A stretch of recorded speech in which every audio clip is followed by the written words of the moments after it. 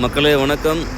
நம்ம right hand சைடில் போனால் சிம்லா 80 கிலோமீட்ரு, இந்த இந்த பக்கம் போனால் சண்டிகர் 100 கிலோமீட்ரு. ஸோ நம்ம டார்கெட் சண்டிகரை ரீச் பண்ண வேண்டிய டார்கெட்டில் இருக்கோம். போனோன்னா சிம்லா போகலாம், ஒன்றும் பிரச்சனை இல்லை.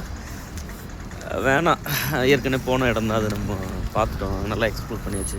சிறு துளி பெருவெள்ளம்னு சொல்லுவாங்கள்ல, பனிப்பாறைகள் உருகி கடல் போல் காட்சி அளிக்குது பாருங்கள். இங்கே இருக்கக்கூடிய பல்வேறு உயிர்களுக்கு வாழ்வாதாரம். கங்கை, பிரம்மபுத்திரை பல பேர் வச்சுருக்கோம். எல்லாமே இந்த மனிதர்களுக்கு அடிப்படை தேவையான தண்ணின்றது எவ்வளோ முக்கியம்.